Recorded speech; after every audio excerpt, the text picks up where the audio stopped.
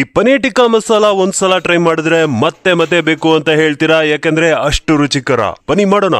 ಸಾಸಿವೆ ಎಣ್ಣೆಗೆ ಈ ಮಸಾಲ ಪುಡಿಗಳು, ಮೊಸರು, ಕಡಲೆ ಹಿಟ್ಟು ಹಾಕಿ ಕಲಿಸ್ಕೊಂಡು ಅದರಲ್ಲಿ ಡೈಸ್ ಮಾಡಿದಂತ ಕ್ಯಾಪ್ಸಿಕಮ್, ಈರುಳ್ಳಿ, ಪನೀರ್ ಹಾಗೂ ನಿಂಬೆ ರಸ ಸೇರಿಸಿ ಮಿಕ್ಸ್ ಮಾಡಿ 10 ನಿಮಿಷ ಮುಚ್ಚಿಡಬೇಕು. ಅದಾದ್ಮೇಲೆ ಕಬಾಬ್ ಸ್ಟಿಕ್ ತಗೊಂಡು ಈ ರೀತಿ ಒಂದಾದ್ಮೇಲೆ ಒಂದು ಎಲ್ಲಾನು ಪಿಯರ್ಸ್ ಮಾಡ್ಕೊಂಡು ಪ್ಯಾನ್, ಓವನ್, ಏರ್ ಫ್ರೈಯರ್ ಅಥವಾ ಕೆಂಡ ನಿಮ್ಗೆ ಇಷ್ಟ ಇರೋ ತರ ಅದನ್ನ ಕುಕ್ ಮಾಡಿ. ನೆಕ್ಸ್ಟ್ ಮಸಾಲಾ ಗ್ರೇವಿ ಮಾಡೋದಿಕ್ಕೆ ಬಾಣಲೆ ಇಟ್ಟು ಅದರಲ್ಲಿ 1 ಸ್ಪೂನ್ ತುಪ್ಪ ಹಾಗೂ 1 ಸ್ಪೂನ್ ಬಟರ್ ಹಾಕಿ. ನೆಕ್ಸ್ಟ್ ಈರುಳ್ಳಿ, ಶುಂಠಿ, ಬೆಳ್ಳುಳ್ಳಿ ಹಾಗೂ ಟೊಮೆಟೊ ಒಂದಾದ್ಮೇಲೆ ಒಂದು ಬಾಡಿಸ್ಕೊಂಡು ಕೂಲ್ ಆದ್ಮೇಲೆ ಗೋಡಂಬಿನೂ ಸೇರಿಸಿ ರುಬ್ಕೊಂಡ್ರೆ ಮಸಾಲಾ ಗ್ರೇವಿ ರೆಡಿ. ಅದೊಂದು 5 ನಿಮಿಷ ಬೇಯಿಸ್ಕೊಂಡು ಈ ಮಸಾಲ ಪುಡಿಗಳು, ಕೊತ್ತಂಬರಿ ಸೊಪ್ಪು, ಹಸಿ ಮೆಣಸು, ಸಕ್ಕರೆ ಹಾಗೂ ಉಪ್ಪು ಹಾಕಿ ಅಷ್ಟರಲ್ಲಿ ಪನೀರ್ ಟಿಕ್ಕಾ ರೆಡಿ ಆಗುತ್ತೆ. ಇದು ಹೀಗೆ ಒಂದೊಳ್ಳೆ ಸ್ನಾಕ್ ಆಗಿ ತಿನ್ಬಹುದು. ಒಂದ್ ಕುದಿ ಬಂದ್ಮೇಲೆ ಇದೆಲ್ಲ ಹಾಕೊಂಡು ಕೊನೆದಾಗ ಒಂದ್ 5 ನಿಮಿಷ ಮುಚ್ಚಿಟ್ರೆ ಎಲ್ಲ ಸೆಟ್ ಗುರು. ಇದು roti, chapati, naan, kulcha, rice, ghee rice ಎಲ್ಲದಕ್ಕೂ ಸೂಟ್ ಆಗುತ್ತೆ.